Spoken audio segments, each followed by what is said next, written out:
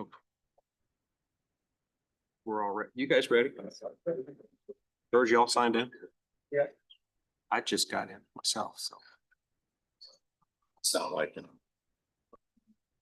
Not like him, George. I'll try to do it.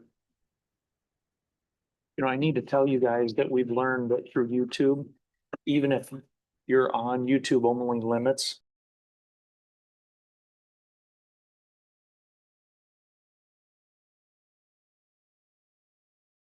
Cool, as there once was. All right. Good habit though. Yes, I agree. Okay, let's go ahead and get started. We will call city council regular business meeting to order. This is Thursday, July 17th, 2025. It is 6:01 PM. Kaylin, would you call a roll? Councilmember Baker, Here. Councilmember Brown, Councilmember Cool, Here. Livingston, Meineke, Yes. Mayor Philip. I'm here. So we do have a quorum, so we will move on. Next item on the agenda is the Pledge of Allegiance. Would you please rise and say the Pledge of Allegiance with me? I pledge allegiance to the flag of the United States of America and to the republic which stands one nation under God, indivisible, with liberty and justice.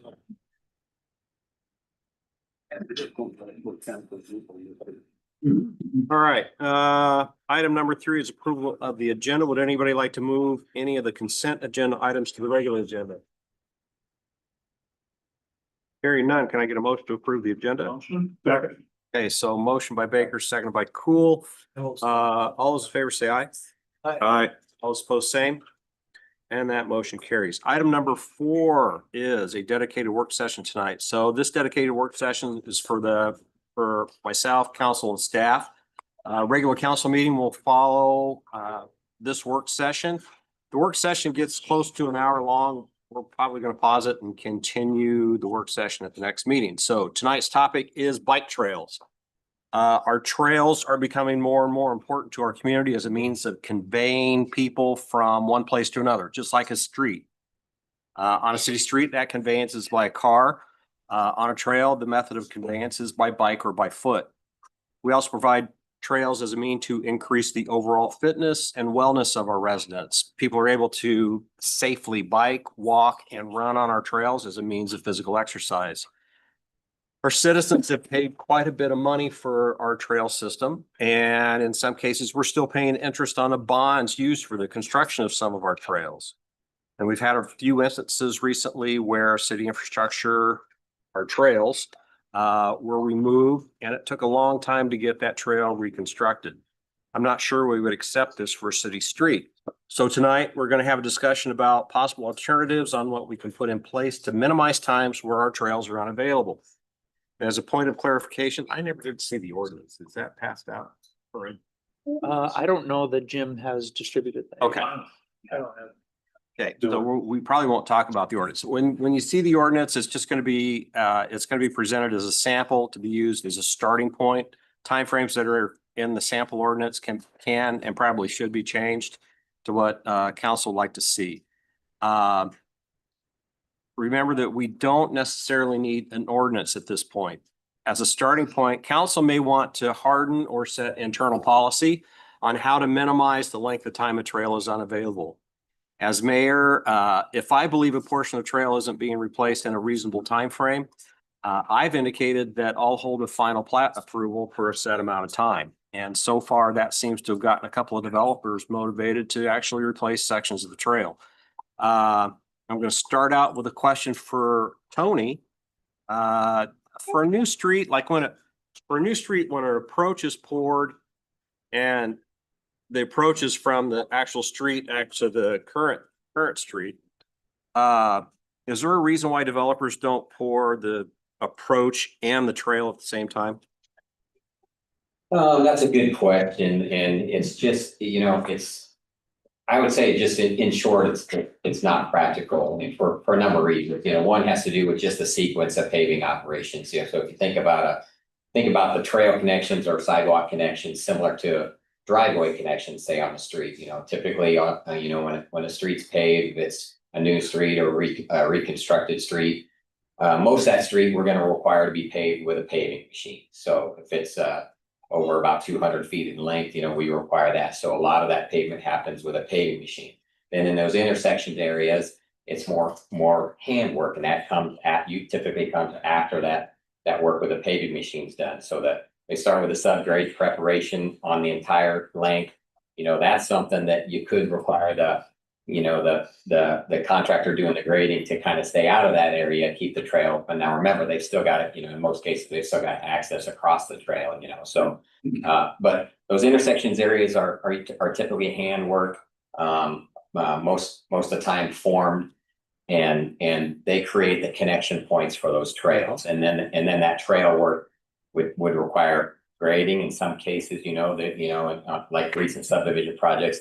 There's a quite a difference between where the new intersection pavement is vertically and an existing trail, so we've got to remove sections of that trail back a ways to make a good transition. There's grading work, sometimes embankment or fill work that needs to be done, subgrade testing, all these things have to happen, and then forming the trail and then paving. So when we have a new subdivision and we're crossing the existing trail, there's a lot of work that has to be done. And so what we can do internally is, number one, during that construction drawing phase, do a better job of evaluating each project, because every project is going to be different in terms of the required time for closing a trail, depending on what we need to do. So we can evaluate that during the construction drawing phase, make sure those requirements are on there, as far as all the way from notification to scheduling the closure, how long that's going to be. If it extends beyond that, making sure we're doing the proper notification and there's a good reason why, and as well as the design requirements or reconstruction requirements of that. So there's a stance. So the short answer to your question is, can we do those things currently? We're not really saving a lot of time, because there's a lot of work associated with, setting up that trail replacement. The key is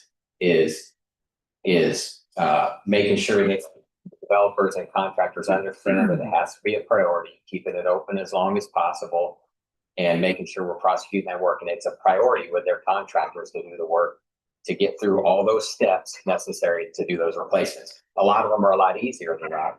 And in some cases, the subdivision requires utility connections across those trails too early on in the project.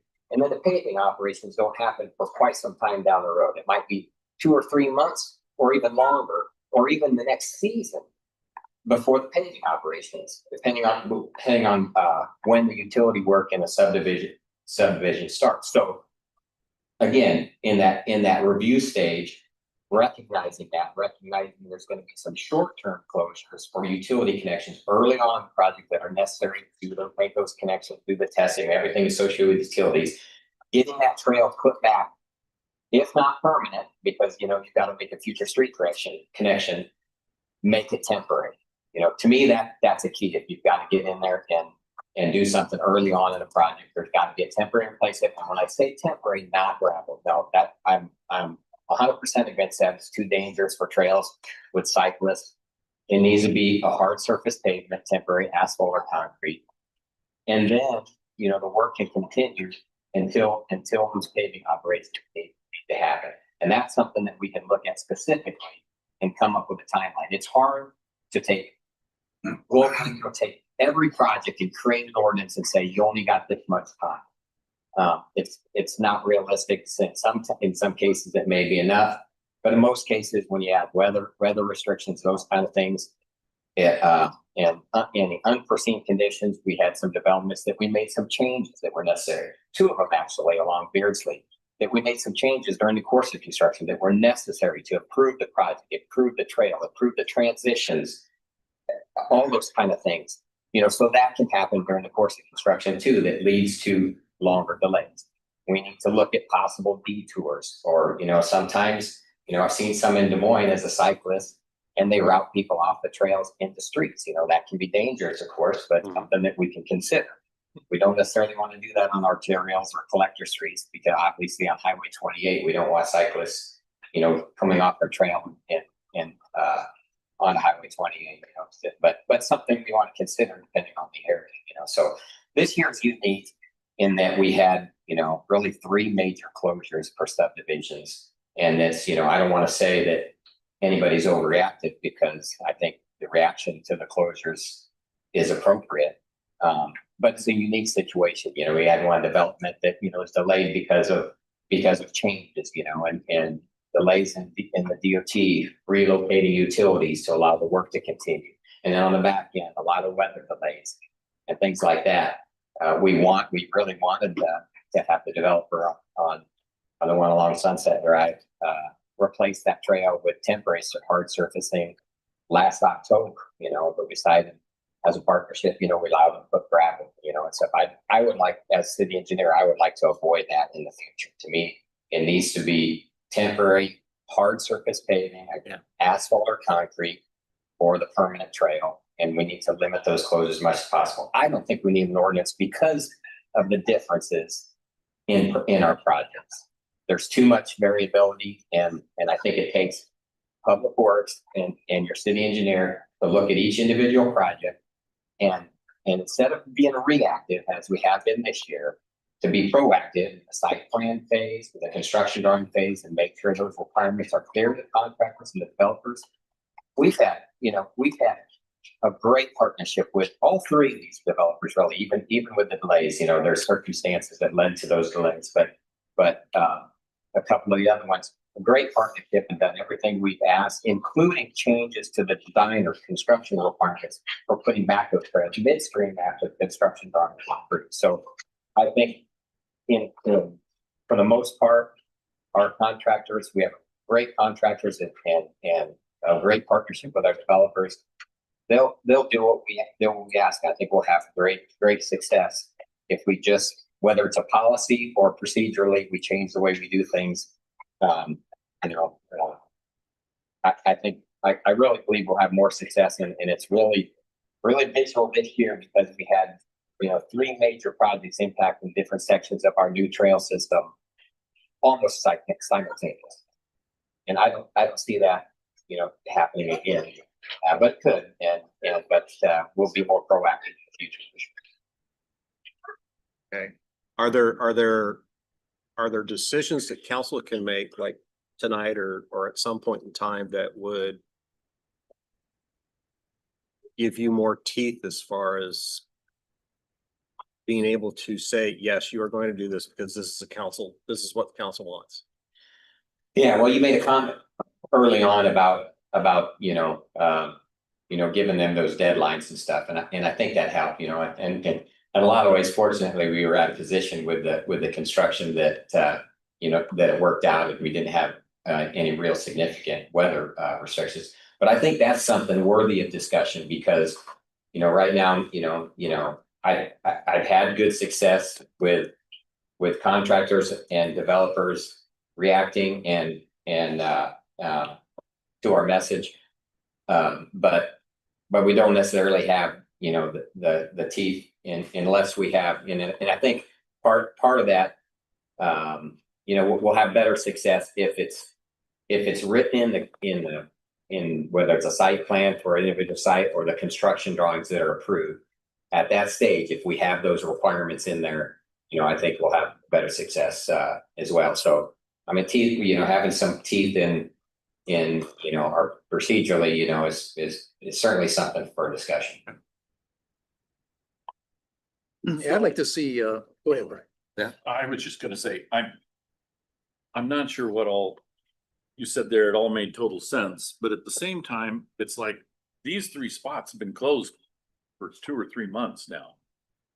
Haven't they been at least 2 months? They were closed months before. Acme Hills was months. Yeah, Beardsley down at Greg Young's was Probably almost 8 months. 5 or 6. well, I would, Five yeah. or 6. On maybe Sunset I was wasn't even 8 going months. near Greg Young's because that one has been a mess for forever. Yeah. I'm talking about the other 2. It's like, how can anything, they can put entire streets in and everything else within 2 months.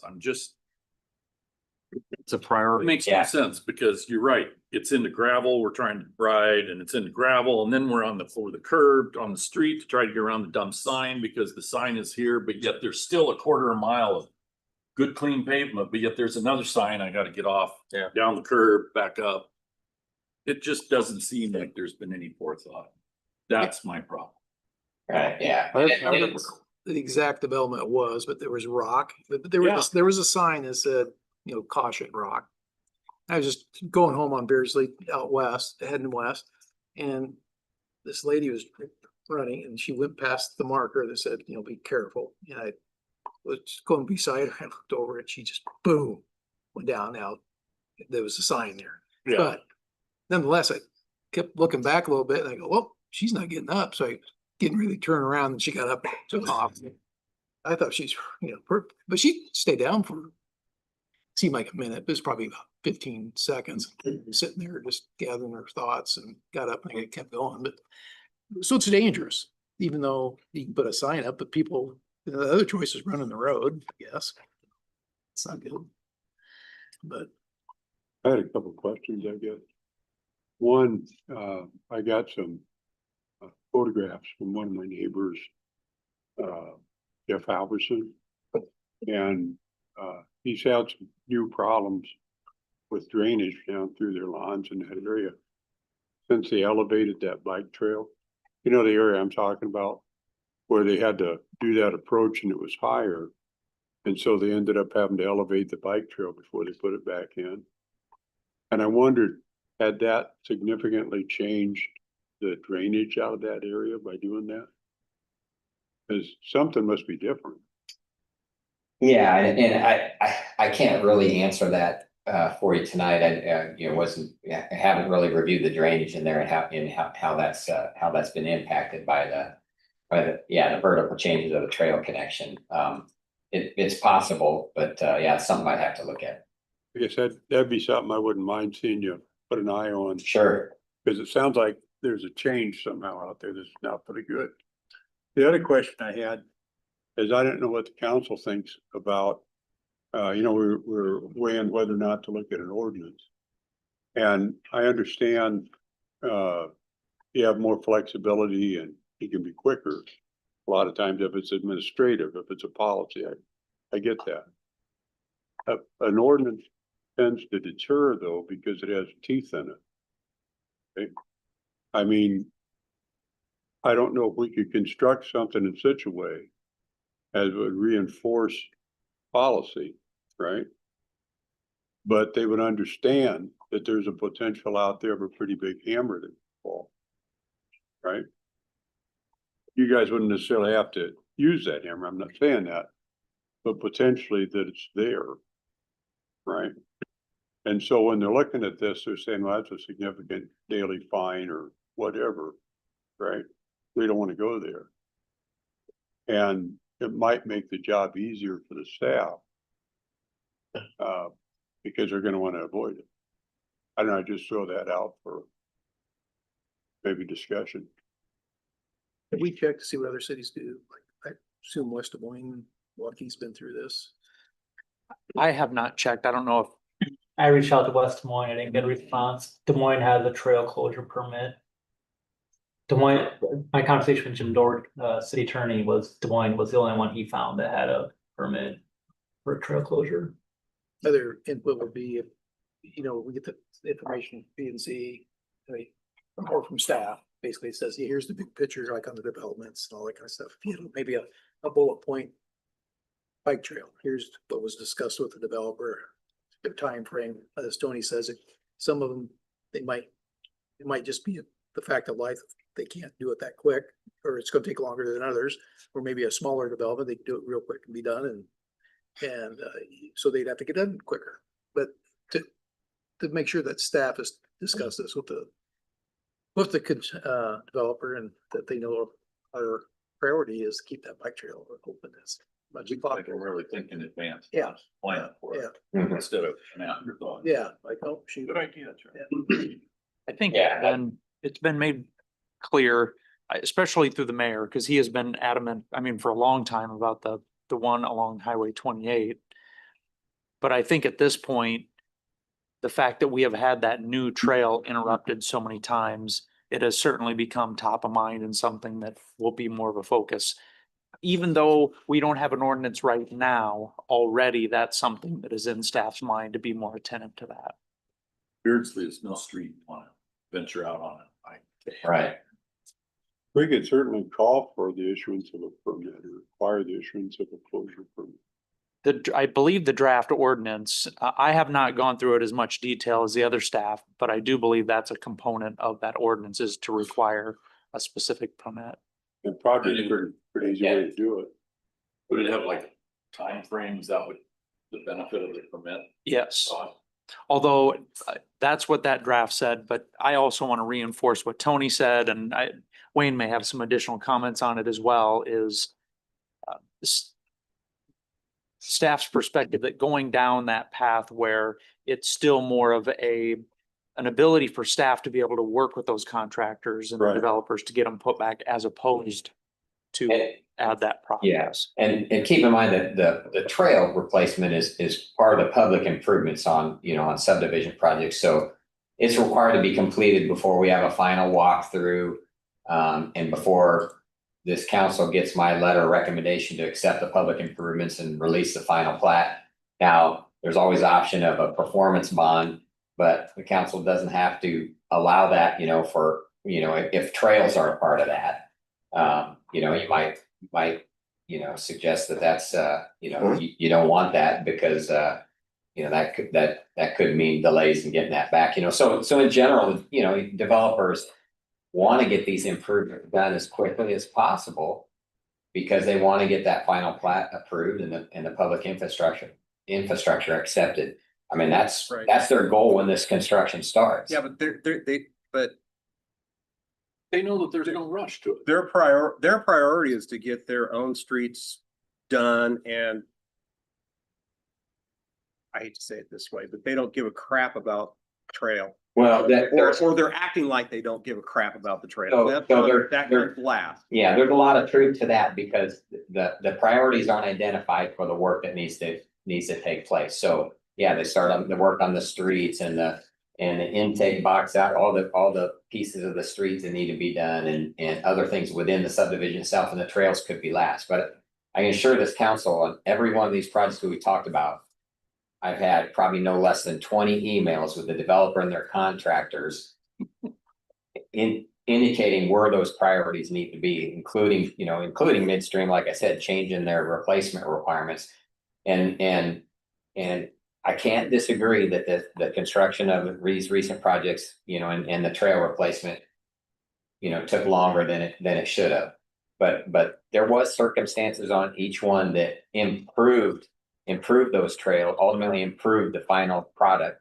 They're all three open right now, including Hackney Hills. Beat your deadline by a day. This morning when I went by, they had all the fences still up. Again, on a mark today about, even when they said, okay, send me pictures, is it ready to open? No, it's too dirty, it needs to be cleaned off. Yeah. Is it ready to open now? No, you need to power wash it. All that happened and I didn't check the barricades tonight, but I wanted it open before this meeting, for obvious reasons. So it has taken, they have taken too long, and weather's played a big part of that too, and will always, impact the timing of that, but comments are right, it's that it needs to be a priority, and it can be, and it can be quicker. It can be quicker than what we've seen, and I think whether it's an ordinance or the ordinance needs to give us flexibility, staff flexibility in terms of timing. I don't think we can have a specific timeline and have to go back to the council for approval of extension. That doesn't make sense to me. And then we need to rely on our staff and have some flexibility in timing, but I'm not 100% against an ordinance or a policy. I'm just telling you procedurally, without those things, we're gonna do better. But now, we've talked a lot about hypotheticals and weather, and we've had a lot of rain. But I just am struggling as I'm looking at these things. I'm not an engineer. I'm looking at that and it's closed for 3.5 years. I'm thinking, what on earth closed this sidewalk for 3.5 months? I can't even put together, okay, we had to wait for Mid-American Energy to get the lines put through. Then we had to wait for sewer. It just, is that reasonable? Might be totally off base, but is that reasonable? 3.5 months? No, that's not. Weren't they closed? 3 And months I- at least? and I- They're closed. I apologize for each of the projects that we've discussed tonight. I don't have a timeline from beginning to opening. I don't think all of them were that long, but Okay. some were. And yeah, I'm not suggesting otherwise. I mean, they were all a little bit different, and there was circumstances, changes, you know, midstream that extended, Okay. you know, extended these projects, and that can happen. But no, that's too long. There's no question. You know, the nice thing about a permit is that you could have them coordinate in advance for the things that are gonna go through that, that are gonna penetrate that before they get the permit issues, right? Which could, if everything went the way they planned, and shorten that period of time up. Because they wouldn't be tearing it out and then waiting for the people to show up, you know? But you're working with I know, devil's advocate, and I agree with you. But working with Mid-American or with Central right, Link that's what or before. any of those other guys is difficult. That's Because why, they'll tell you they're gonna be there, but then they don't show up. but that's why they have to have flexibility. Right. Yeah. But you And- could still require the coordination to be done in advance. True. Yeah, and one of the keys is a notification requirement, you know, that's gonna be on our future plans. It's on, you know, from our, you know, when we first started discussing this, I think in our first meeting in April. And that night, I sent an email out with what I'll call interim requirements, with both notification and et cetera, and closure requirements and everything. That night at 7-something PM after our meeting, to all three of these trail closures that we had going on. And so, you know, I think the important thing in the future is a notification, you know, advanced notification period. And again, part of our evaluation, we're not gonna allow this trail removal and all these things, you know, waiting for all these things to happen. No, that's not gonna happen. You know, we have to have notification, and then we're gonna say yay or nay, depending on the circumstances, you know, so, and if it's a yay and then something, and then there's a delay. Again, we want the flexibility to require temporary hard surface paving, and, you know, for those delays. And so we're gonna try to implement that with or without an ordinance. And like I said, in those interim requirements, I think we've been successful, even though the time frame for these closures has clearly been too long. You know, we've had good response from our developers, and they've met, you know, the thing we want, you know, we don't want to go back in and replace these trails next year or the year after or the year after that as well, even if we have a bond requirement and it's on the developer or their contractor.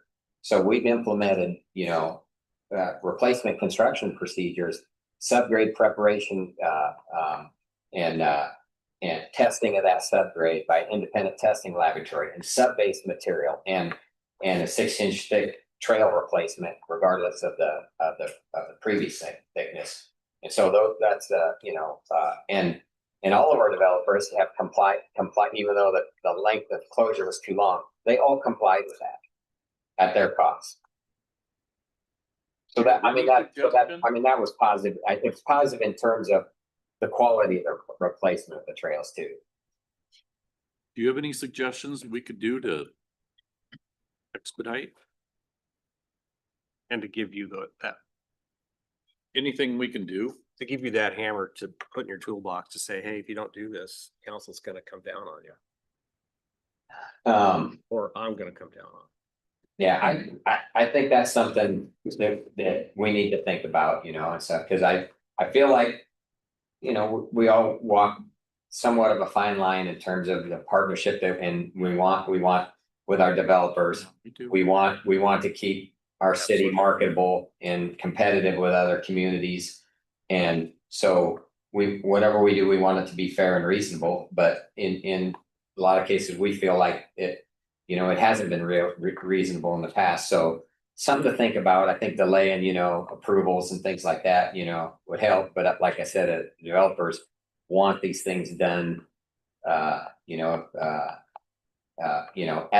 infrastructure as a whole, they might, in the past maybe haven't made the trail replacement a priority, but it's something I need to think about, that part, but appreciate it. And Tony, wouldn't be some of, they get the equipment out there and you're tearing out whatever you're doing, and you got the equipment there, so you're gonna tear out the trail.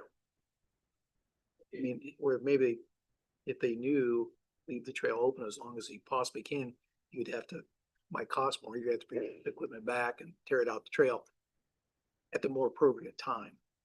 I mean, I get the fact you have the machinery there, and you wanna get it done, but Yeah, and that's kind of what I'm alluding to with those, with subdivision work in general, and in our recent experiences with the trail closures, is there's this initial closure that's necessary for utility connections that might have to happen early on in the project.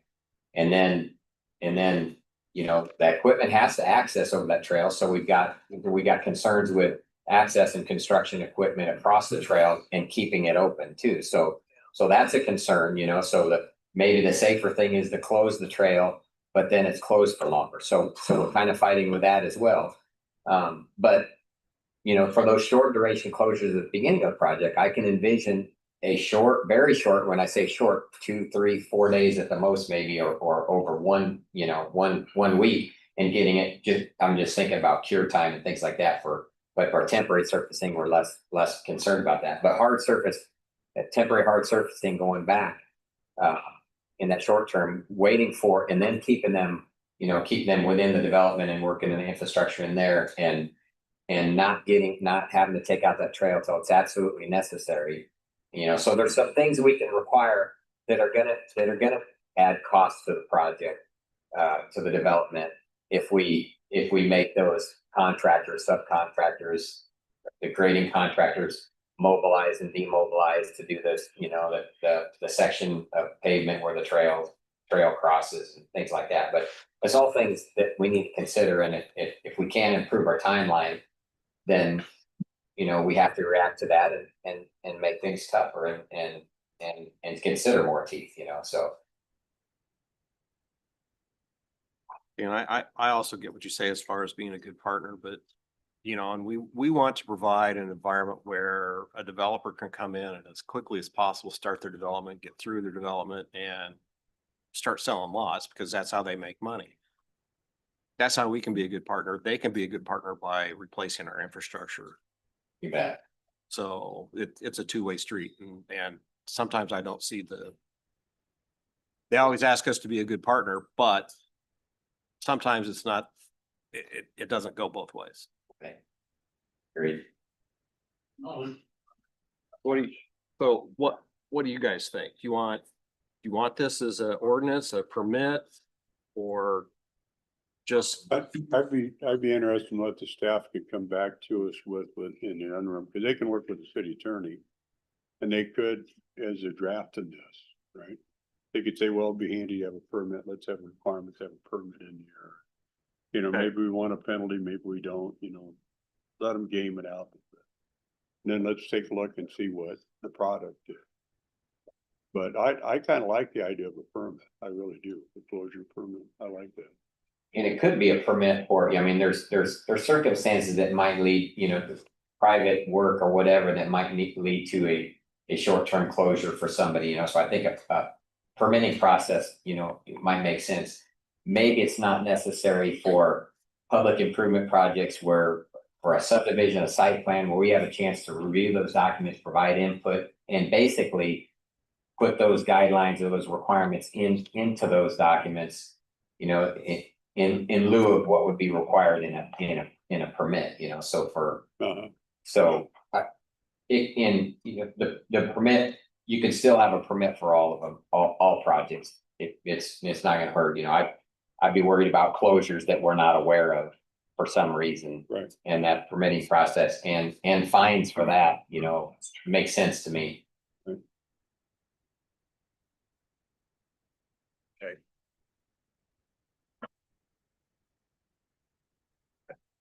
So you guys think you have enough information to, as far as maybe, we're gonna, it sounds to me like we're gonna have this discussion again. I believe. Talk about a permit. Yeah, and Mayor, I was gonna mention to you, I know that Jackie is not on. And I know that she was also very vocal with staff about the closures. I didn't hear anything from Jason, he's not here. So with those folks missing, they may have some additional input. Might not be a bad idea, both of those are members of our policy admin. Maybe we could take that first draft to policy admin. That would give them a chance to weigh in. We could share some of the concerns we heard tonight as well. Yeah, good idea. You guys good with that? Yeah, he's got a good idea there. What's the deal? All right. I'd be more inclined to work with people, like just to emphasize like our trails. Cause you only be so many developers you're gonna work with, I would think, over time. It's gonna be this repeats. And then you got the hammer. It would have the hammer, but if we can get that input, get that across to them, maybe we could avoid a lot of. I was thinking these last things. And I have to say, the mayor really has a very good idea. He carries a big hammer in being able to say, I'm not putting this on the agenda until that's done. So that can be quite effective as well. It's a good ordinance. So It's a good in place. Works. it works. Oh, that's what matters. 2 weeks delay. Pretty much, yeah. And then for every week that they delay after that, it's another 2. So their week costs them 2, so. Good to me. Okay, you guys good to go on then? Yeah. Okay, so we're gonna go right into our meeting. Let's see, next on the agenda, if I can pull that up. Here is welcome guests and public comment. Thank you for being here tonight. Appreciate you being here. I am so glad that your kids weren't in the room when I said give a crap, so. What's that? A C word. Yes, at least it was just that. It wasn't more than that. Thanks for being here. We appreciate it.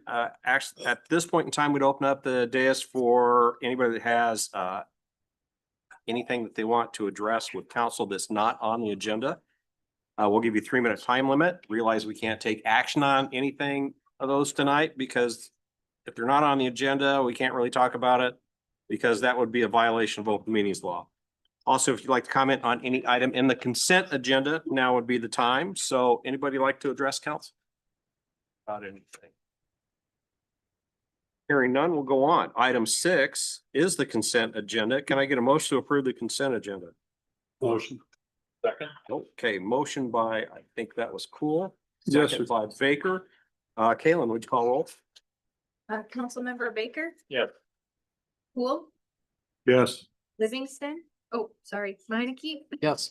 All right, motion carries. Item 7 is old and new business for consideration, discussion, and possible action. So item A is a public hearing regarding the Norwalk Central Water Tower project. So we'll open up public hearing at 6:39 PM. So the city has conducted a hydrology study. They did that several years ago, and the results showed that to better provide pressure to our water system, we needed to build a new water tower. Study showed several good locations for that new tower, and the site upon Chatham was eventually decided upon for the new water tower. We also had a contractor mishap in Brody's Landing where we lost pressure in our water system. This reinforced the need for a water tower in the Chatham location. So Wayne and Luke and Tony, I'll let you guys take it from here. Thank you, Mayor. You said quite a bit, there, I don't want to reiterate that. The water tower, we did receive good bids. We received 4 bids. BK reviewed them. The low bid is a responsive bid, satisfies all the requirements we're looking for. If you recall, during a previous work session, we discussed our base bid tower is 1.25 million gallons. That's what the DNR approved. We had an alternate bid to increase that 250,000 gallons to 1.5 million. And then we had another alternate for some LED tank lighting. And the bids for both options were favorable. Pretty minor, I think it was $150,000 increase for the tank size. $186,000 for the lighting. So council has a couple options there on if they choose to award, how they want to award it, which option they would like to award. And B and K, our city engineer can answer questions regarding the lighting, I'm sure, and the sizing. I don't have much else to say. Happy to have it on the agenda tonight. So the DNR did approve as part of that preliminary engineering report approval for the 1.25. They approved the 1.25 million gallon tower for SRF funding, as Wayne indicated. They also approved us to construct a 1.5 million gallon tank in that approval as well, but indicated that that would not be SRF eligible. So the city would have to cover the cost difference if we choose the larger tower by other funding sources. So the difference, so that we actually have there's a great economy of scale here in terms of the cost difference, and the difference between those two sizes is the least amount with our lowest bidder, if that makes sense. So it's $150,000 to go up to a 1.5 million gallon tank versus the 1.25. So we think there's a lot of value in that in terms of looking ahead, at our future water needs that we're projecting, to consider if the funding allows to consider approving the larger tank. The lighting is essentially about where we estimated the cost to be with construction. And so it's a combination of what we call up lighting, LED lighting at the base of the tower. It's going to allow up light up the vertical section of the tower, and then lighting from that's on poles around the perimeter of the tower that will light the bulb and our city logo itself too. So it's an elaborate system. Musco, our partner with the previous partner and everything is where the lighting would come from. And so a lot of things that the city can do with that in the future, with the LED lighting, seasonal changes, whatever the case might be. So it's a very elaborate lighting system. Cool. For the council to consider as well. So with that, I'll try to answer any question. We do have with the low bidder, we do have they're doing 2 water tower projects, composite water tower projects with us currently. One is just finished up in Bondurant and one in Marion. Both of those are million gallon towers, so similar size. Questions? For the lighting, on the lost funds, local option sales tax. We can't use that money for general fund. I take it on the local option sales tax. You can use it for any government purpose. Okay. There is a certain amount that's set aside for offsetting tax, but that's done by paying for some bonds that reduce that coming from property tax. So beyond that, any governmental purpose, you can use that. Okay. I'm just thinking of the tightness of the budget for next year and and that 186,000, although this project doesn't look like that much, but for the general fund would be very substantial. Yep. It's about 1.4 million a year we get for local option sales tax. But yes, that is a significant portion of that. Caitlin, have we received any written or oral comments on this item? No. Do we have any other public comment? Any other comment? But sounds like if we could fit it in, this would be a good idea because it's an economy of size. You know what I mean? They're there anyway, so they're probably giving us a cheaper rate. And as fast as we're growing. I mean, I got no idea how much time there is. Anything we could get in an economic sense would be a good move. Just becomes a question of what's it going to look like, in our plan, financial plan. Right. So that revolving fund, Tony, is that 0%? No, it's approximately, I'm not sure exactly the rate, it's approximately 3%. Oh, 3%. Okay, 3%. Favorable compared to going to market. Bonds, if we float a bond, what, 4%? Right. Okay, anything else? At first, I thought the lighting was kind of a waste or whatever, but at the same time, after I started thinking about it, it's very visible from Highway 5. Our other water tower is invisible to, I think, most of America. But Highway 5 and all of the people that come in and stuff, it almost makes sense to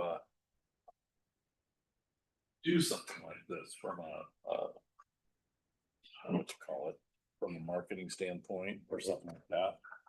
I'm not as distasteful to it. I'll put it that way. It's what I originally thought. I do like the 1.5. I agree. Our needs for water are not going. Just a matter of how much can we afford. And having that power up there like that, I'll have some utility to it anyway, because there's a lot of other things you could do potentially with it. Once we got it.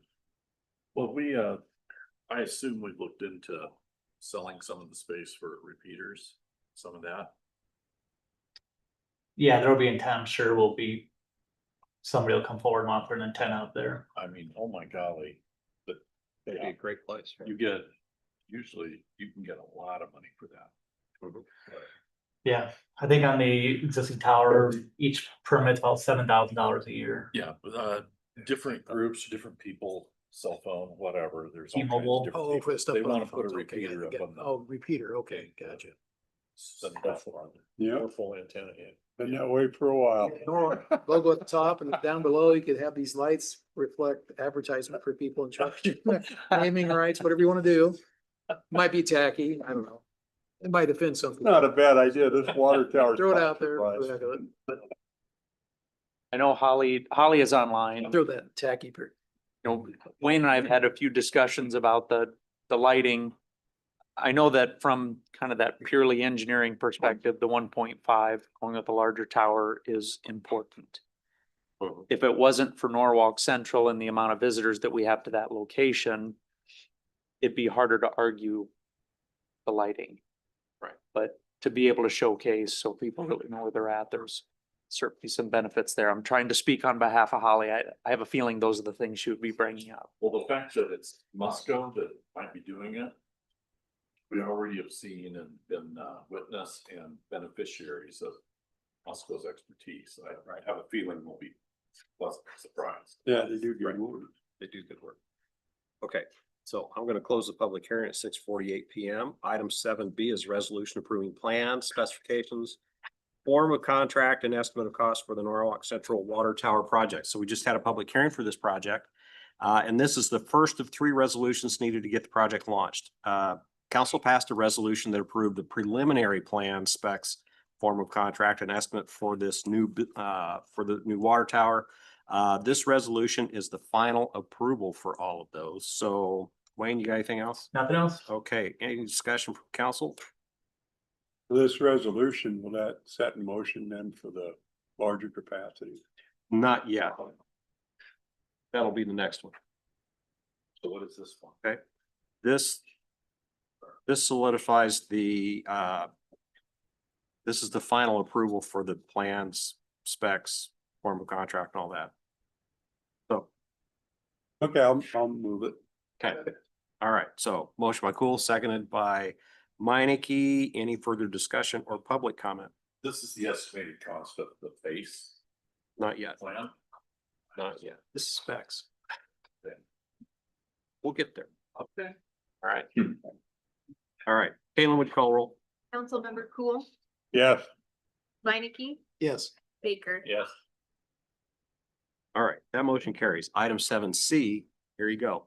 Resolution awarding contract for the Norwalk Central Water Tower project. So this is the second of 3 resolutions needed to start the project. There are several options for this resolution, but Gerard Tank and Steel is a little better for all those options. I've heard you guys all say that you would like a 1.5 million gallon tank. So we'll go ahead and set that. And what does everybody think about the lighting? yeah, Yeah, it's just in the center of your town. I think you need to do it. Okay. Yeah, because I with it being so close to Norwalk Central, I think lighting the tower would make the whole area pop even better than it is right now. So with those two options, the 1.5 million gallons and the lighting contract is going to be for $5.236 million. So Wayne, you got anything to add? Just confirm with the budget, we budgeted 6.3 million. So there's funds available to cover the cost of the increase in tower size and Okay. the project. Increase in size and that. Yeah, 5.23 million is the increase in size and the lighting. Okay, good. Any other discussion from council or public comment? Okay, so can I get a motion to approve awarding the contract to Gerard Tank and Steel for the 1.5 million gallon tank and with the lighting included? Motion. Okay. So I got a motion by Baker. Motion, the other is a second. Okay, second by Cool. Any further discussion? Did I get everything with that then? Yes, that, Okay, good deal. thank you for stating that clearly. Kalen, would you call roll? Councilmember Minneke, Yes. Baker, Yeah. Cool. Yeah, All right, that motion carries. Item 7D is resolution approving the contract and bond for the Norwalk Central Water Tower project. So this is the third and final resolution needed to get the project going. This resolution approves the contract and indicates how the city is going to pay Gerard Tank and Steel for their work. Wayne, anything to add? No, sir. All right, any questions, discussion from council? Or public comment? Hearing none, can I get a motion to approve the resolution as presented? Second. I think I heard motion from Cool. Give your, give your. yeah. I don't know if I was loud enough. I could have spoke. Motion. Okay, motion by Cool, seconded by Minneke. Any further discussion? All right, Kalen, would you please call roll? Councilmember Baker, Yes. Cool, Yeah. Minneke, Yes. All right, that motion carries. I keep expecting another name, but anyway, item 7E is resolution approving the official name of the parkland dedicated to the city with the Valley View development. So this item is going to name the new park in Valley View to Bobcat Park. Anything to add? Any questions or discussion from council? This came from, as a recommendation from Park and Rec. Any public comment on Bobcat Park? Apparently nobody has seen a mountain lion out there at the Mountain Lion Park, right? So, Yeah. we'll go with the Bobcat. The Bobcats are better than mountain lion. There's some bobcats out there. Yes. Okay, so let's see. Can I get a motion to approve? Motion. Second. Motion by Minneke, seconded by Baker. Any further discussion? Kalen, would you please call a roll? Councilmember Cool, Yes. Minneke, Yes. Baker, Yes. All right, motion carries. Item 7F is a resolution approving a 28E agreement between the city of Norwalk and Warren County, assigning road maintenance responsibilities. So there are several miles of gravel roads in our southeast or southwest annexation area. We've asked Warren County to continue maintaining those gravel roads as they currently do today. Wayne, I believe this revised 28E helped us clean up some other areas of maintenance where city-county boundaries meet. Correct. Anything to add? We've had 28E with county for years, so it's a good relationship. Happy to amend it for our new expansion. Cool.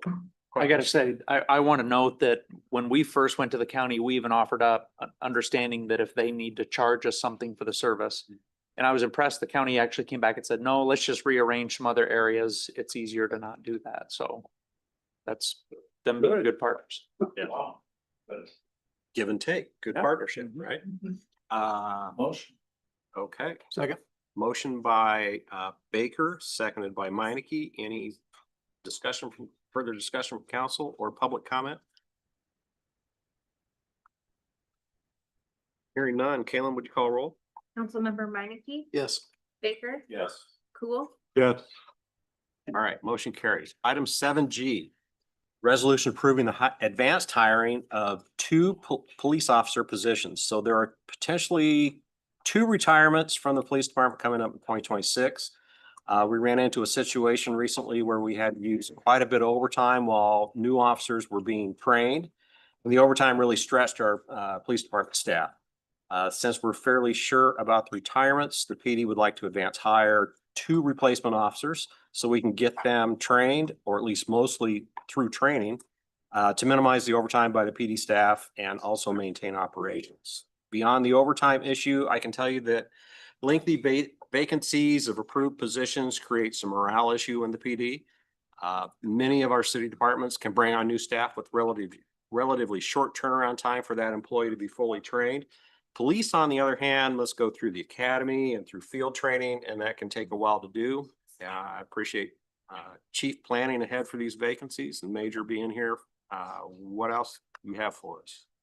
Just a unique opportunity before you understand what budget constraints are at, but and it's also awkward because I will be one of those positions. So come up and ask for a replacement is kind of awkward. Yeah, but we're celebrating 50 years as an organization, as a Orem Police Department. Over that 50 years, we've had only 3 retire. We're gonna retire 3 potentially next year. So it's in that, and it shows the culture that's developed in the police department. The care of the community supporting us. And so what we're asking is to plan for that. There's an IPERS bill that's kind of advanced some officers' discussions on when they're gonna retire. There could be 4. I can't speak for others. I'm speaking for myself. This time next year, I probably will not be here unless legislator decides they're gonna act at January 1st, 2027. That would be the last day. Okay. So, And then the proposal is, there was one proposal that did a September, January. Another one that did 2 in January, another one did 2 in May. yes. So what we've asked for is a September and January academy or a start date for January for both. Okay. Um, And there's cost savings if we do January for both. yes, there is. Yeah. And there'll be greater clarification on where the bill's going. Because that session will start, so. Right. The only, the thing that we had is we have a candidate that just has to go through the medical. September, but I think for cost savings, we're recommending the January start on an overhire. Question? With a 3-month difference, or like better words. I'm just thinking back, and I don't know, I don't have the stats, but we've had candidates that we sent to the academy, but over the period of time I've been on the council, we've lost a few just for various reasons. They get started and, we got money into them and they fall out. I'm just, so what's the odds if you get 2 recruits to the academy and only getting 1 back, I guess? Or you do, It is rare and it's an anomaly to have what we've had. oh, okay. Now there's individuals that have not graduated the academy because of behavioral issues. As a matter of fact, talking to the director in May, the last 2 weeks of the academy had to let 2 candidates go from the academy because of behavior issues. So that seems weird. Did we have one that We had one that was make a bit for medical? medical issue that was just That's Fluke. Yeah, just happened. happens. Right. Cause we do some fairly decent testing prior to sending them to the academy as far as physical fitness goes, right? So it's a very intense process, psychological evaluation, medical agility, polygraph. It's one of the, you want to hire the right people. Yeah. We have a great group of officers now.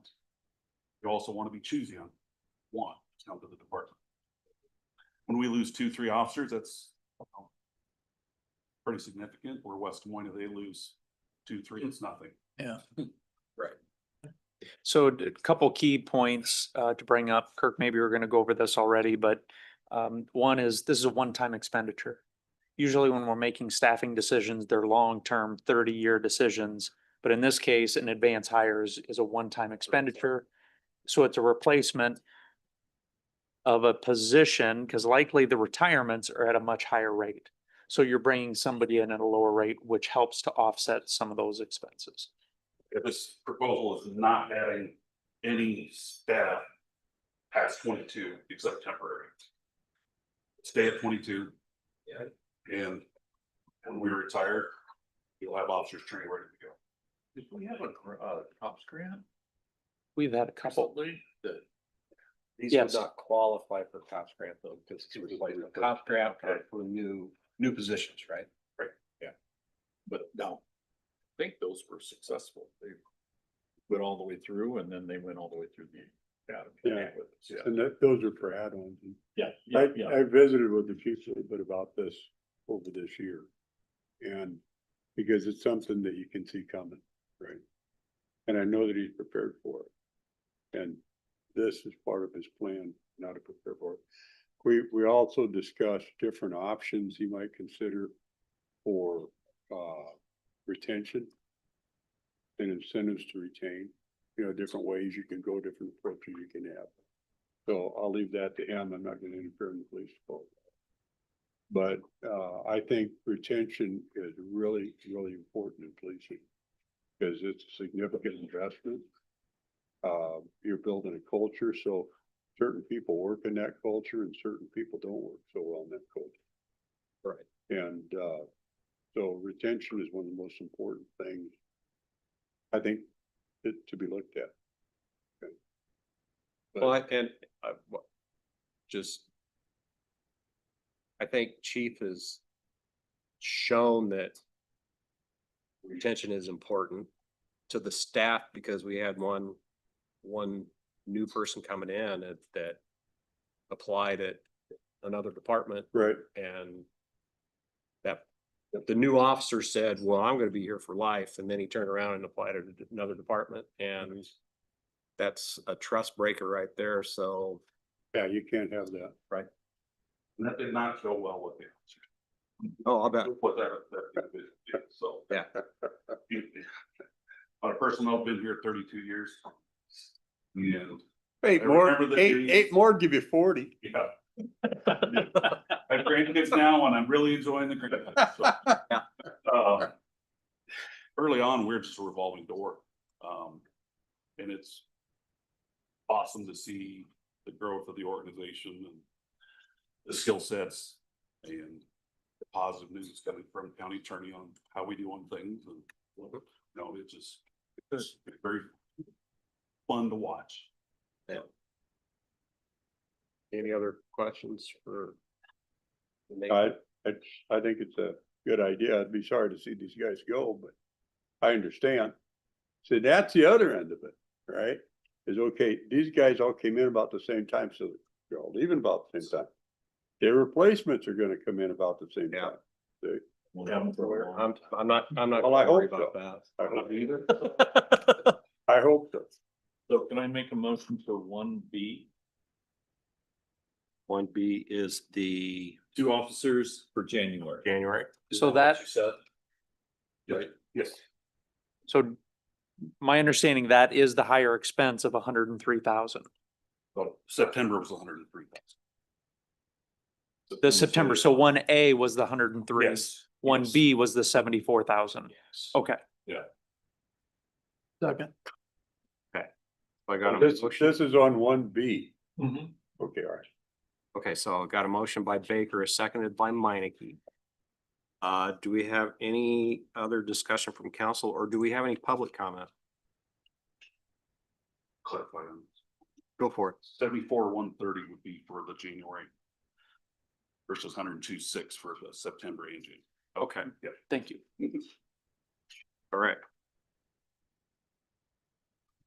Hearing no other discussion, Kayla, would you please call roll? Councilmember Baker, Yes. Cool, Yes. Minneke. Yes. Thank you. All right, motion carries. All right, item 7H is resolution approving an agreement accepting a surety for public infrastructure at the Blooming Heights Plat 4 area. So there are times where parkland has been set aside but we're not in a good time of year to put the final grade on the park and to get it seeded. When that happens, the developer can give the city a surety bond to make sure that the park gets finished, but it also allows the developer to begin selling lots. So Elliot, what you got for us? You hit the nail on the head. All right. Motion. Is it the right surety? Is the surety amount? Parks and Rec reviewed it and approved it. That's what they told me. That works for me. I trust them. There you go. So. All right, second. So motion by Meineke, seconded by Baker. Any further discussion or public comment? Galen, would you please call roll? Councilmember Cool, Yes. Minneke, Yes. Baker, Yes.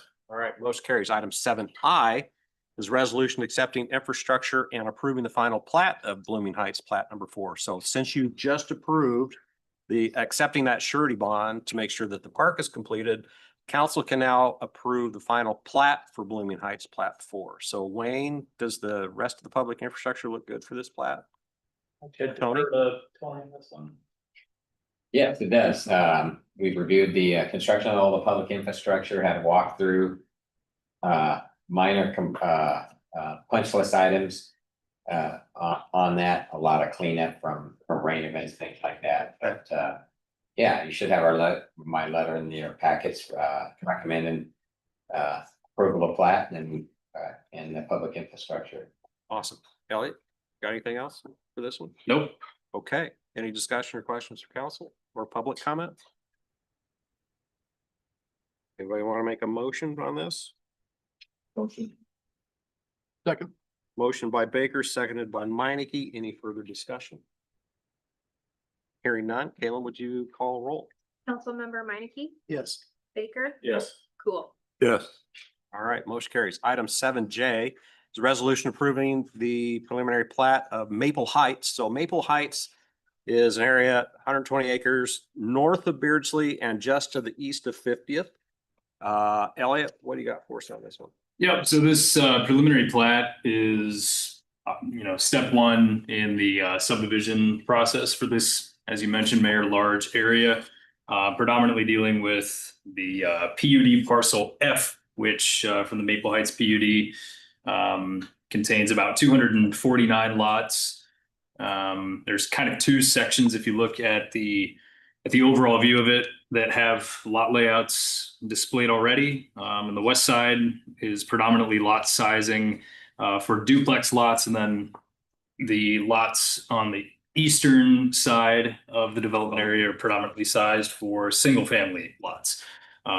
Everything else in the preliminary plat is put into outlots, so you'll expect to see future prelim plats / site plans for those development areas when they come online. The only other thing I'd note is, for the sake of trail provision, we've had them put in upgraded sidewalk in the south side of the road identified as Ironwood Trail that goes all the way across east to west, and also Sumac Trail that goes north to south, just west of the center of this prelim plat.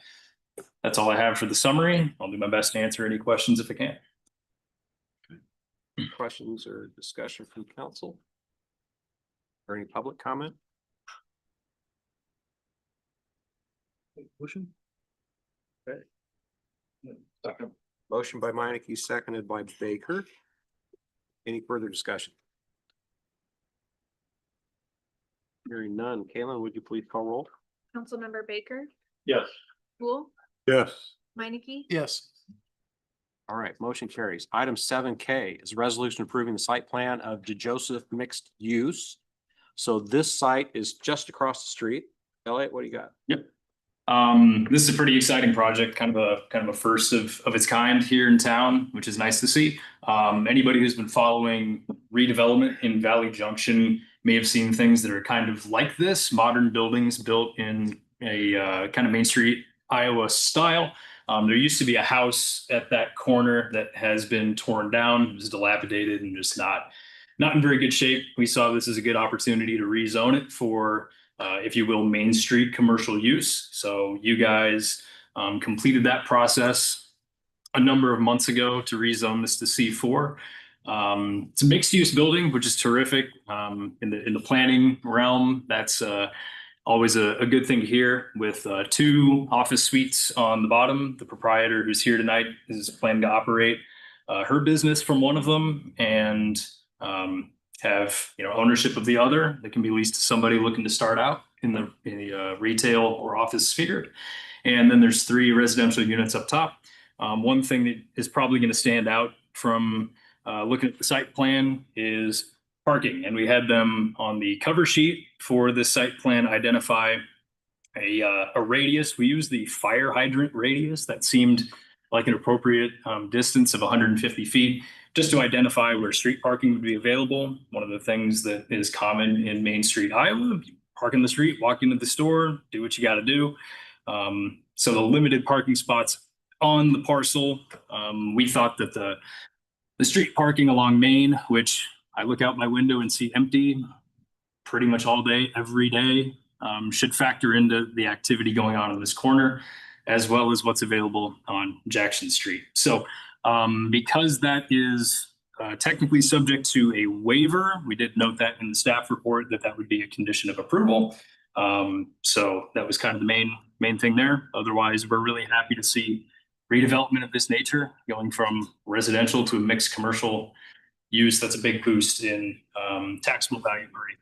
So exciting to see. I'll do my best to answer any questions. I do believe the architect has called into the Zoom meeting if there are any questions for Steve. So the parking that's shown here, that on the property, is that intended for those apartments upstairs and the staff that's working there? So the parking behind the building is going to be probably mostly for the residents in the afternoon, evening, overnight. And then, yeah, staff for the office uses during the day, or if Christie's only got 2 spaces being used during business hours, anybody who's coming to do business there can of course use them. Those are private spots. And then parking along the streets open to the public broadly.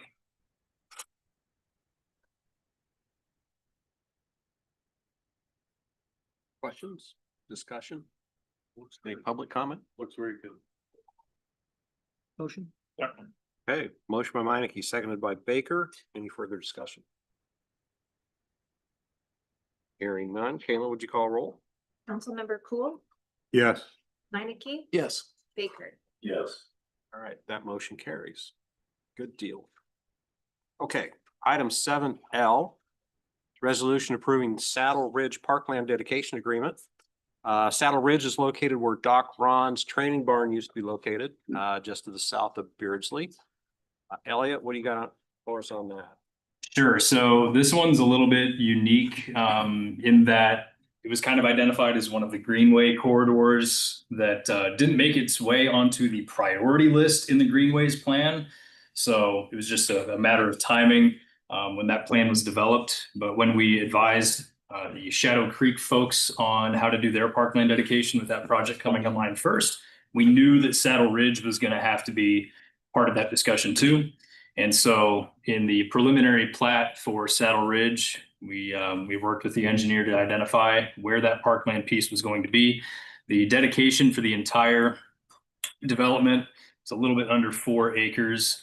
There's a significant amount of it that's floodplain. So we settled with them on a number of 9.34 acres with the intent that it would mostly be left alone and would function more as a greenway rather than a lawn style or field style park.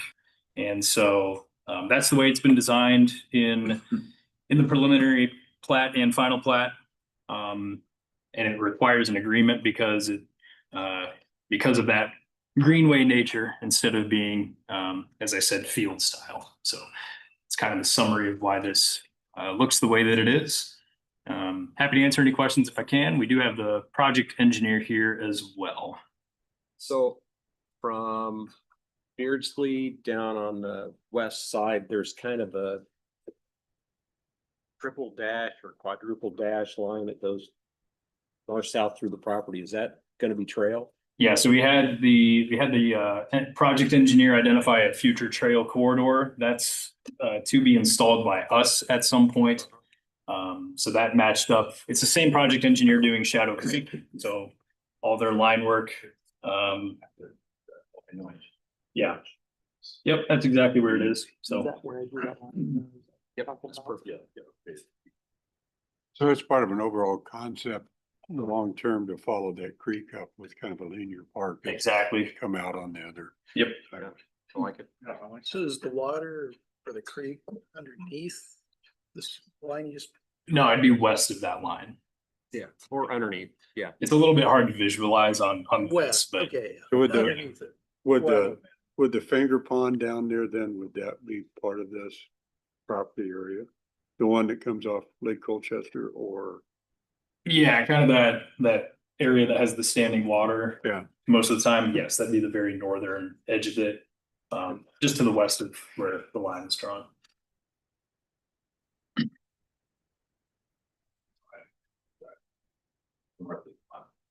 Oh, here. Yeah. Other discussion or questions from council or public comment? Park strike like this. I believe so, yeah. I think so, yes. Cause you could access Lake Colchester through here, right? Or can you? Yes, Yes. How's it? on the water. So, yeah, you could, somebody could put like a kayak or something on that creek and then go into the lake. I don't know how well that would work out. That could be fraught with some discussion. The private lake. State law allows it. I know. Yeah, I You think can it is have clear water. that it's. The waters, it could be interesting. Yeah. But anyway, I guess that was why I asked it. But, I got no problem with it. I think it looks like a good plan to me. Okay. So, be ready for a motion? Yeah. Okay, I'll make one. I'll move it. All right.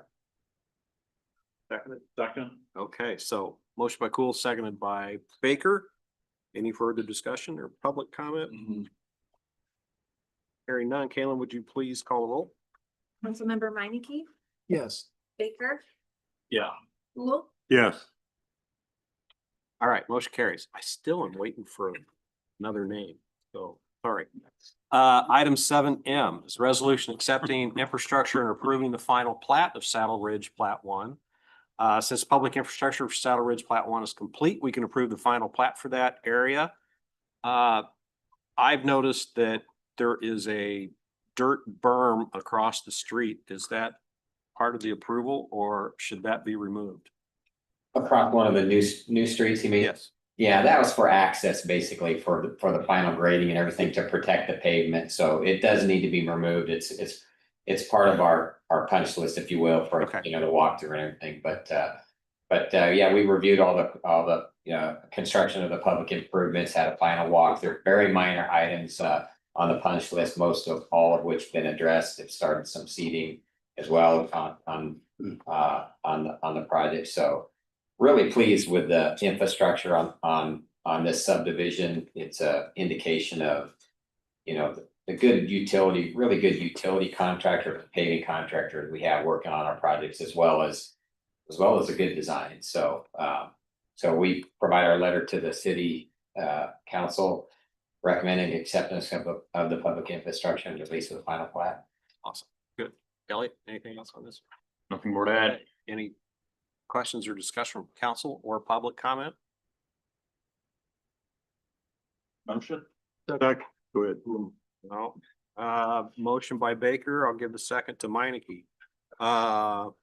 Any further discussion? Hearing none, Kalen, would you call roll? Councilmember Baker, Yeah. Cool, Yes. Minneke, Yes. All right, motion carries. Item 7N is a resolution initiating rezoning, referring the rezoning proposal to the Norwalk Planning and Zoning Commission and setting a public hearing regarding the proposed zoning amendment to 14.87 acres of parcel. There's a big number there, from AR agricultural reserve to R160 single family residential. Elliot, I'm just gonna let you take this one. Yeah, this is just a single family residential proposal. We've kind of been workshopping back and forth with the engineering consultant on this. Diligent is the ones spearheading it. And they had Blooming Heights Plat 4 on the agenda tonight, and they're forecasting this as Plat 5. So still trying to figure out if there's going to be parkland in this or not. We're kind of thinking that maybe improvements to nearby parkland might be a good idea instead. That remains to be seen, but it can't be anything until it gets rezoned. So this is just step one in that process. Questions from council? I get a motion? Motion. Second. Motion by Minneke, seconded by Baker. Kalen, would you please call roll? Councilmember Cool, Yes. Minneke, Yes. Baker, Yes. All right, motion carries. Item 8, future agenda items. So the purpose of this item is for council to give direction to staff by way of motion to have items placed on future agendas. Not for the discussion and merits of the subject matter. So any future agenda items for tonight? I think we need to figure out a shorter and easier method for the water ban, for the watering ban. If we have someone that's watering, I don't think it should take nearly as much staff time as what we performed this last time. You know, with the turning off the water and all that, I think it should just be as easy as take a picture of it with your phone. And here's your fine. Move on. And if it's a repeat fine, it goes up dramatically. I don't understand. I think from what I've read, we were pretty lenient and let people check this and check that. And, oh, I thought he had it turned off. Well, obviously not if you spent 24,000 gallons. So I just can't picture us spending that much time for staff on this. Because this could be a reoccurring thing over the next several years. Yes. So I think we need to have a meeting of the mind, have something reeled in that is much easier. Work session of that. Yep. What's everybody think? Good with that? Yeah, work session be all right. Okay. Mayor.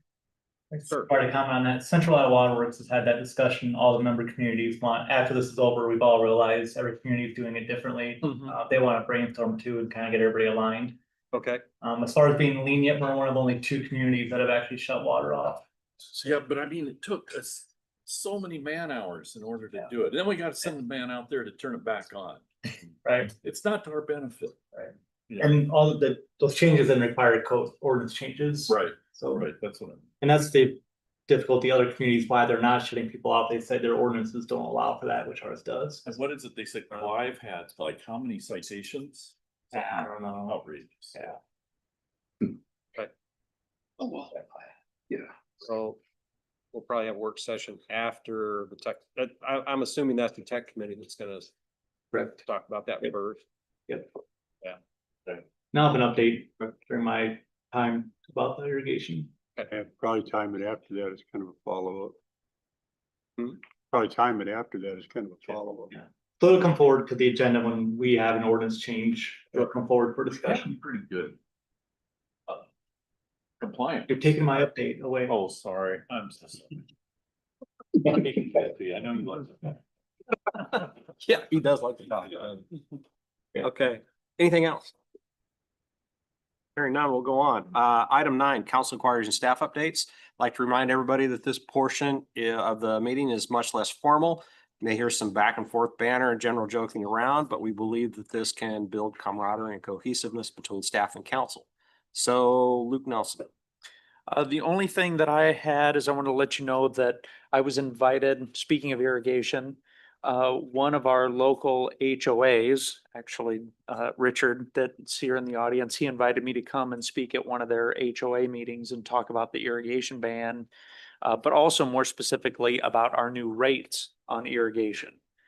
So they ended up having, I believe, 3 different HOAs present, asked some really good questions, had some good discussions. Ultimately, we've been doing some research and working with them just to make sure everybody is square on how these new irrigation rates impact the HOAs. We've already done some research ourselves and shared that with them, but just good meeting, good discussion. But just kind of letting you know that even though, you know, we make a change on rates and then we see some of those impacts down the road and how they impact different people in different ways. And usually that just prompts a little bit of action. A lot of unintended. Yep, There always seems to be some. There are some. But they've been really good partners to work with. They're just trying to get answers and make sure they understand. It's been impressive already. Some of the HOAs have been thinking about ways, even though they're not irrigating. They've been thinking about ways to cut back on irrigation, which benefits them financially, benefits the city. So that's a good outcome. That's all I have. Okay, great. Caitlin? Are you gonna take it or is Holly? I'll let Holly take it if she has. Holly. anything. Hi. Hi. So I am up north. I was in Minneapolis today with the Governor Reynolds and Director Durham, visiting Michael Foods headquarters. And, you know, they are our largest company in Norwalk. They are also the largest company in Warren County, one of the biggest in the state of Iowa. And it was a really great visit because we learned, you know, more about what their plans are in not only Norwalk, but across the country. And they're just such a fantastic company. And a couple of things that we learned during the visit, they're a $9 billion revenue company.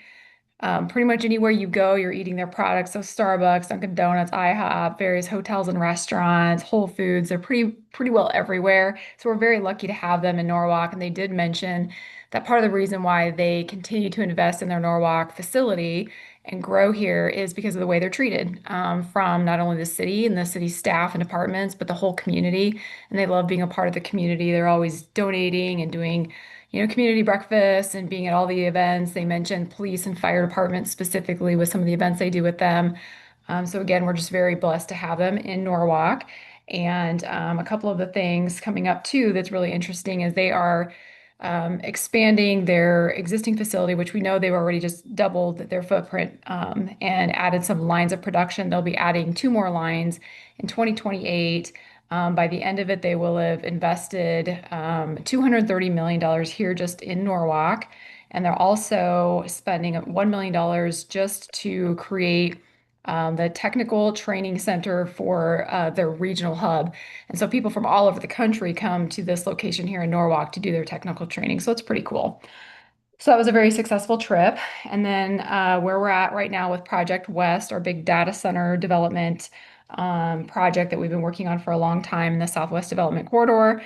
We plan to start the development agreement process with council and the urban renewal area amendment procedures in August, so that we hope can have everything approved for them by the end of October, end of November, maybe at the very latest, but just a great project. Things are going really well there, pending some of this annexation appeal stuff that's giving some complications, but we're waiting on a result from a court hearing for that. Hopefully the next couple weeks we'll have that. And then Luke, I did just hear back. I'm not sure if he's there in the audience or not, but Brian McMurray did say that we could tell council, announce it at council that we've been selected for the 2026 Home Show Expo for Saddle Ridge. So that's pretty exciting. We just can't really start marketing it yet because they have a plan for that at the current year home show in September. But that's exciting to be that sort of a winner again, because Norwalk's such a great community to hold these in. And then for any of the new up and coming businesses that you've heard are maybe coming or planning to open, just take a look at our monthly report, the Economic Development Monthly Report that was added into the council packet. We have everything in there, progress on certain projects, new businesses that'll be opening. There's even a QR code in there for menus from the newest restaurants that have just opened in the last 5 months, in case you're having trouble tracking those down as they're still new and developing. And then Mullet's ribbon cutting is tomorrow at 2:15 in Norwalk Central. So that's it. All right. Sounds good. Major. No, sir. Tony. Nothing else for me. Appreciate the discussion tonight. All right. On the trails and my involvement in that. Thanks. Yeah. Fire marshal. And just to say, Fire Marshal Cross has been promoted to, that's a new position, right? Yeah, as fire marshal. His promotion ceremony is tomorrow at 4 o'clock at the station. Congratulations. We call him Marshall now? Is that the? Hey, Marshall? Or Sorry. what do you want to call it? Is it Marshall? FM? Anything but late, that's. He answers to a lot. The answer to a lot, okay. We don't have enough time to go over the list right now. Thank you. All right, Wayne. Thank you, Mayor. As Councilmember Baker said, we had a lot of north going out for irrigation, people continuing to irrigate. I haven't checked the list lately, but it's well over 100. Fortunately, we've only had about a dozen people that we've had to issue multiple notices to. So that's good. When the day before the irrigation ban went into effect, so we were under a stage 2 water conservation, 50% reduction. We had 263 gallons of irrigation. On July 6th, we had 14,000, so a 95% reduction in irrigation from our residents, which is a great response. Yeah. I will say the people that were still continuing finding the irrigating are more probably combative and difficult to deal with. You know, we've had a great response from people that are gonna follow the rules. The ones that are doing it now are not good deal. They're not being very friendly or very neighborly. The rules don't apply to that. But yeah, so that's been unfortunate, but overall a great response from the community, which is awesome. I had in the monthly report, our drop off event, cost this year, I think was around 13,000. That's right in line with the other past years. Talked to Des Moines Waterworks tonight. So we're gonna have a meeting tomorrow at the technical committee. Sounds like they're thinking maybe next week we can have a change in the irrigation ban. Don't know for sure, but that's the indications they're looking at. So we'll keep you in the loop.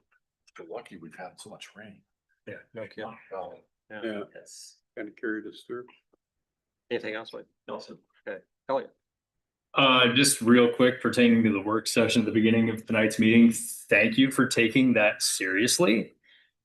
I bike into town when the weather's nice, when we're not expecting flash storms, and I did it this morning. The Hackney Hills section of trail was still closed. When there were 3 sections of trail on that stretch of Beardsley closed while I was doing my occasional bike commute, riding on the road, to use a technical term, sucked. So it's nice that, according to Tony, that's going to be maybe a little bit better on my way home this evening. But no, thanks for being serious about that. Are you saying we're not usually serious? I know that as somebody who likes to encourage bicycle commuting, I feel much better about my day. Good. When I arrive on 2 wheels, and making it safe just makes it better and easier for me to do. Yeah. That's all. All right, thank you. Ed. Just a couple things. The Metro Waste meeting for this month was canceled, which was all right. And met with folks from the library, and we had discussion, pretty good discussion a little bit about the potential new library, and we visited about different concepts and that sort of thing. And I expressed to them the real need to make sure that whatever happens or doesn't happen, that it's synced in time-wise and strategy-wise, with our master plan. And it's a good meeting. So other than that, that's it. All right. George. To the Central Iowa Waterworks trustee meeting, and then I looked at the agenda, I go, this probably shouldn't take too long. I got there and there's more people than I thought. I go, what's going on here? And it was the sod farmers. Oh. They presented themselves very well. And they were, CIWW responded very well and got them some water so they could continue their business. So that was a good thing. Yeah. Okay, agree. Fine. Okay, a couple things. Last week, a lot of us went to a hearing down at Warren County for Matt Clark's appeal to our annexation. Matt was able to say his piece. I think the Attorney General did a very great job at explaining what the process was, what the judge needed to rule on, and the City Development Board's position on the annexation itself. So we should be getting, as Holly said, we hope to have a verdict or a decision in 2 or 3 weeks on that. I think after I'm gonna say it, after the ruling comes through, if the ruling is favorable to us, we're going to immediately go to the city development board and ask them to file the annexation papers to get it in and done. Right. Yep. Okay. Been working with the whole process with the NRCS has been long and tedious and cumbersome and any other negative thing you want to say about it. For getting the Southwest trunk sewer in. So that's coming along slowly, but we may put more sewer pipe in the ground pretty soon. And just to let you guys know, after some incidents within the country, we have been working on what's called a active shooter playbook. And part of that is called a C4 team, which is a communications team. We've been going through several tabletop exercises about that and just how this communication team, if an incident occurs, are going to assemble and how and what are we going to be communicating. That C4 team is going to be the focal point for communication back and forth to media and et cetera, as far as when an incident occurs. An example would be, we got together when the stage 3 irrigation ban started and decided, okay, how are we going to communicate that out? What are the methods of communication? And one of the things that came out of that C4 team right away, and you can go to the Norwalk website and see that, is an actual web page that has all of the official communication regarding the stage 3 irrigation ban at this point in time. So, you know, if another incident occurs there, Luke's gonna pull that up. Thank you, Luke. If a different incident occurs, well, when this is done, this page will be shut down, be reset for another incident. Hopefully we don't have many. But if an incident occurs, we're going to have an actual page that we point everybody to.